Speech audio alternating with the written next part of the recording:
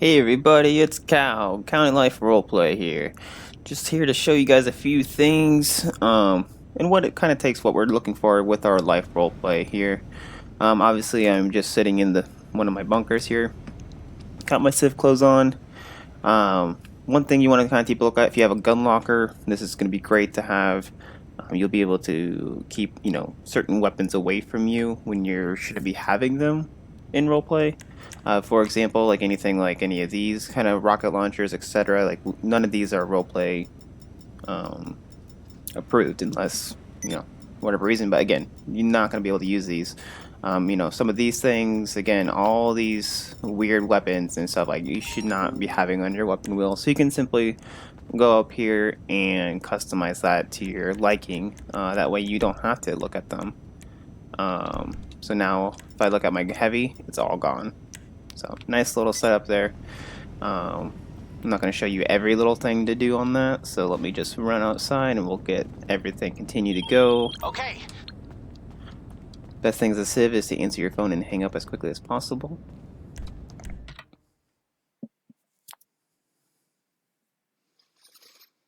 Alright, first thing you're going to notice here once it loads in, I am in the middle of AOP at my bunker. I just say, spawned into the session, I'm here. I have no cars. So, even on my map. At this point, since there's just the bunker there, I don't have any properties near or anything like that. I could roleplay as owning a property, like one of the houses back there, and go run over there and spawn a car or something like that. That would be a little bit more logistic than spawning it just right here. But half the time when I spawn in and I don't have a car right here, I'm hoofing it. So we're just gonna hoof it. Also at this time, I would use the twatter, asking if any Uber or Boober, whatever we call it, the transportation service is available. That way I can get a ride, into Sandy or somewhere to where I can spawn my car because it's more realistic instead of just spawning it wherever you are. Even right here, I would never spawn a car sitting right here because whatever. I'm in a solo session here by myself, so at that point I'd probably call BCFD because I just got hit. Yeah, you little shit. Anyways, once I get a car here, I'm gonna do a few other things here. What the fuck? Alrighty, so we got our vehicle, whether it's stolen or not, we registered it. We got approved because we did it prior to roleplay and not in the middle of roleplay because our DMV admin and other staff are not. Hang on here. Thank you. I did not see all those guys.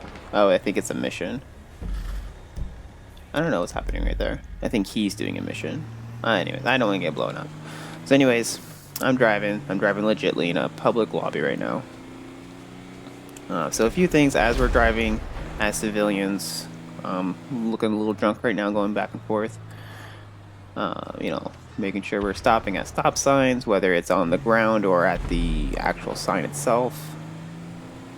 Inside Sandy there are no stop signs, so it's pretty much just a yield-unyield factor. You can still get penalized for not yielding, just so you're aware. Alrighty. One thing here, we got our gas. Obviously the game doesn't keep track of our gas, but one thing we try to be realistic with, so we're still spending our money, is paying for our gas. And I'll show you guys that here. Alrighty. So we should have our RP actions up here. Simple command is going to be exclamation buy, not buys with an S, just buy. And then I believe it's the quantity, which is the amount of gallons per gas, which I believe is $2 per gas. So in an SUV type like this thing's going to at least take 15 gallons. And then gas. Enter. Boom. You're done. Now, sometimes it will say you don't have enough money for your gas today. All you have to do is just make sure you exclamation with and, take out some money. But 2 times 20... it's going to be $40 for my gas that I just paid for. Pretty pretty cheap and reasonable for roleplay versus real life, where that's going to cost you anywhere from $50 to $60, $70. Also, as you're filling up, don't just stand here as well. Everything. Do the action. Point. If you don't know how to point, it's double right analog stick. You know, do the motions. Type in the command. All right, we stood here for about as half the time it takes to actually pump gas, and we're on our way. Alrighty. This next part is going to be just a quick hypothetical. Oh, that's a defense. If I was the guy on the dirt bike, I'd be calling BCSO right now and not taking care of it myself. Alright. Anyways, for example, we are speeding along. We get pulled over. We don't have to look at our dash cam, but if it helps you kind of understand how fast your car is going. I'm going 80 right now. Say I get pulled over. Whoop whoop. Alright. I'm gonna pull over where it's nice and safe. Skirt. Alright, officer comes up. Hello, my name is Major BCSO. How can I help you, or why were you speeding? Sorry, officer. I don't know. But even before that officer comes and talks to the civilian, at least 9 out of 10 times, they're gonna type in,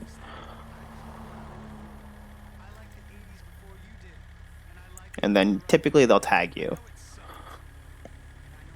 And at that point, RP actions, you cannot lie. Just because you want a scene to go one way or another, you cannot lie in roleplay actions. So if I wanted to say 0, that's a lie. That's fail RP. That's a warning. Because that's, in lighter words, BS. So this road here, I don't know exactly the speed limit on it here. I would assume anywhere from 45 to 55. But I was going 80, so I would say at least 30 over. At least, because I don't feel like getting arrested for felony charges, but at least 30 sounds pretty reasonable for what I was doing. I could even go 35 and they still might give me a 30. But if I hit 40, they're taking me to jail and giving me a felony charge.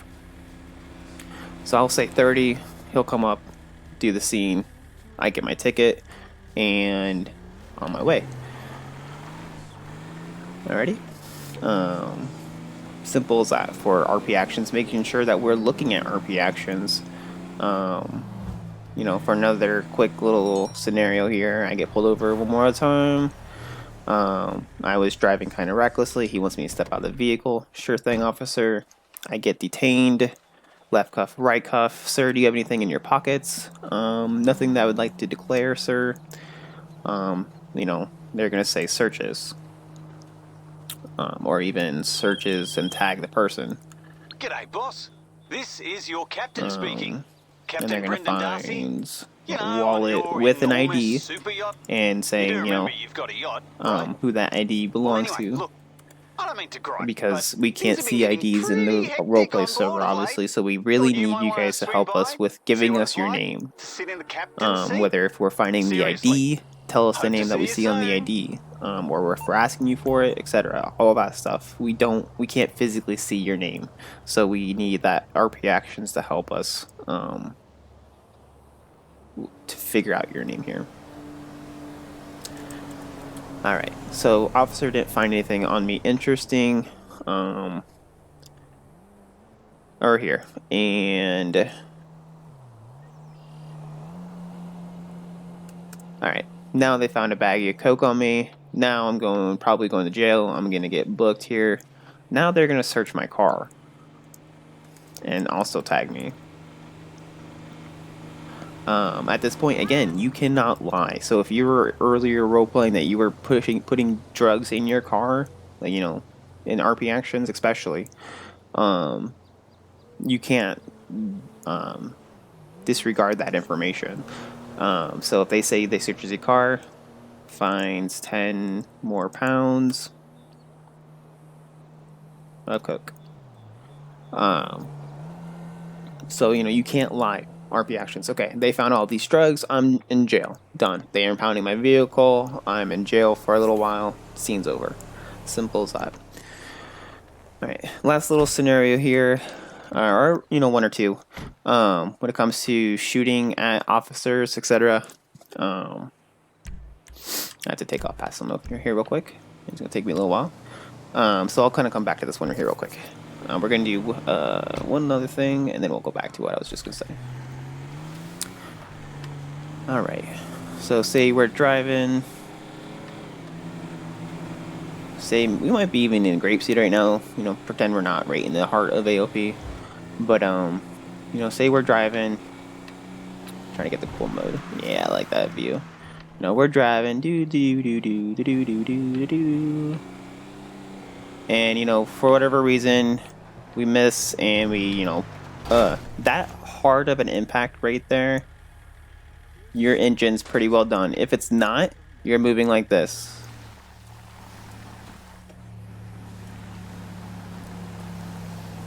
Like, there should be no reason why you should be full speed after a collision like that. Not to mention, you would be hurt as well. If you watch the guy, see how his head flings forward like that?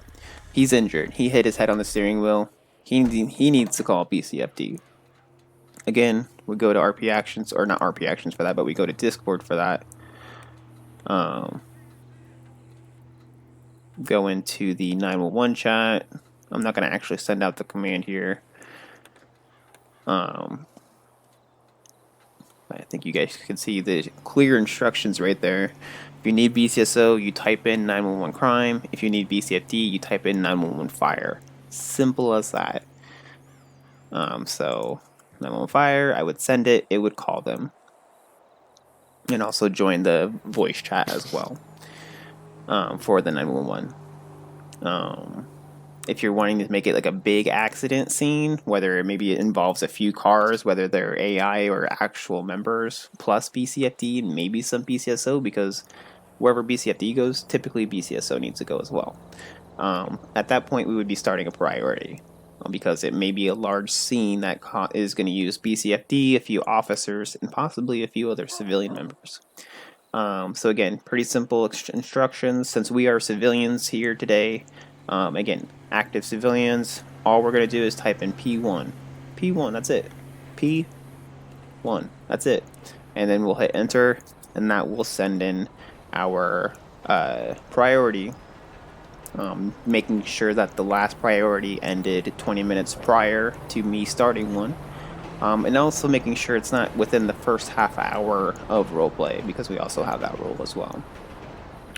Typically we announce that, so it's not something that's confusing. Now, any of these commands down here, like B1, E1, as a civilian, you are never to use these, nor I don't think you even have access to. If you're part-time civilian and you're full-time BCSO, and you're playing as civilian, you are never to touch these commands. Ever, ever, ever. So whenever only the civilians putting in the priority should be referring to this command P1, and that's pretty much it here. Alrighty, so we called BCFD. We're gonna roleplay some injuries. I have a gashed forehead. And they're gonna wrap up, and I'm gonna go to the hospital, etc. Maybe some charges due to my bad driving. Who knows? All right.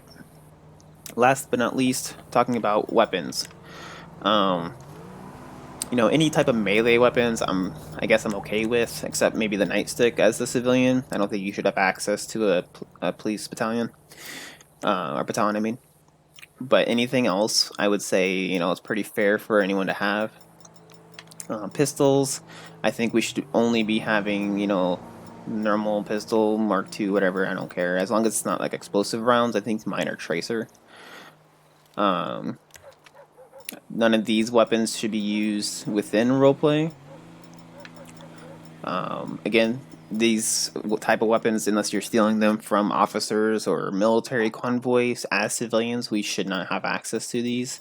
As police officers, we maybe have access to the carbine rifle, or military rifle, depending, but only to be used in certain situations. Unless you're buying a sniper, you probably shouldn't have one, or if you're using it through binoculars, just be sure you're using it Um, I don't know how to spell binoculars, but you say it in roleplay actions to say, I'm gonna go super old school. Uses spyglass to see across the way. So that is something that's appropriate to where you can use and then use the sniper to look across the way. But you need to put it in roleplay actions, otherwise it looks like you're sniping someone, and then criminal charges, etc. Confusion. So shotguns. I would say probably just a pump shotgun if you have access to it as a civilian. I wouldn't say I don't even think I have anything else on mine here. So those are a few type of things. Obviously, we play in free aim. And if you feel yourself get shot, you need to roleplay that here. Let's see if I can find me a hillbilly.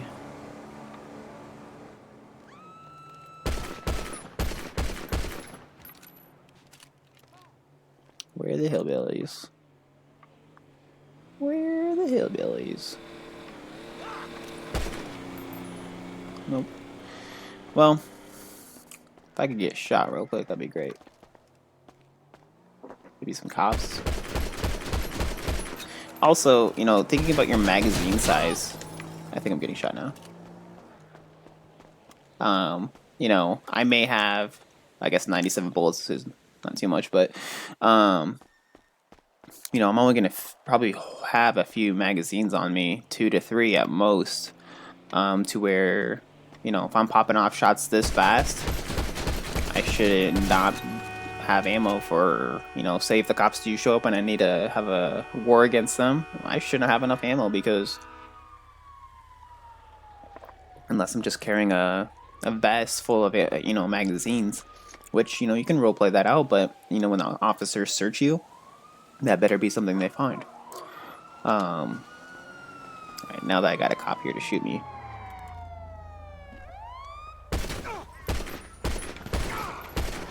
See, I hit him twice already, to where I'd be like, so I already got hit, so I should roleplay that I'm hurt. I got hit again, hit again, hit again. See that blood splatter? At that point, you are down.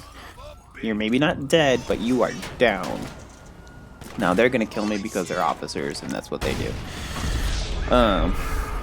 So just kind of keep that in mind when you're getting shot at by other civilians or other officers. You don't have to hit the death animation to be down, whether you're dead or not.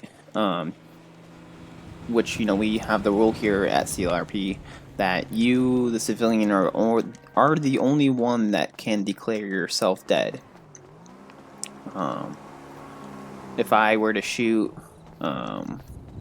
Fisher, I can't say Fisher's dead. I could blow Fisher up in a pile of gasoline and explosives, and unless he's wanting to be realistic about it and he wants his character to survive because whatever reason he has, that's his reason to have.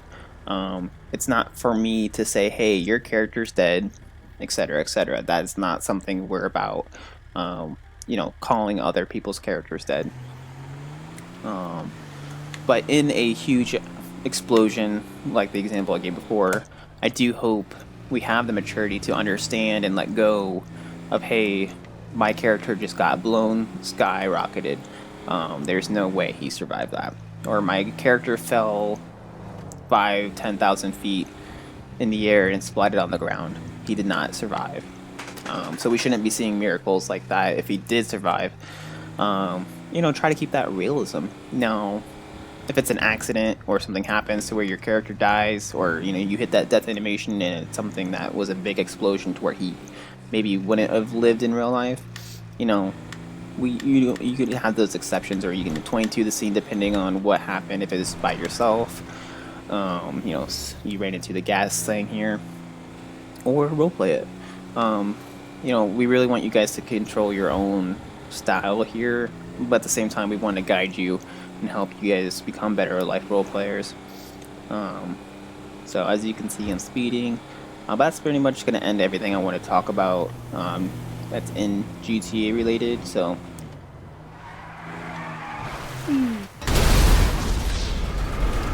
that's how I'm gonna end it right there. Hope you guys enjoyed that quick ish video. But I hope you all have a great rest of your afternoon and hope you learned something. If you have any more questions, feel free to fill out a support ticket for the civilian staff. Civilian admin or myself will get to it. But yeah, if you guys have any questions, let us know. Hope that was enlightening. And that's all for us today. Hope you guys have a great one, and we'll see you next time.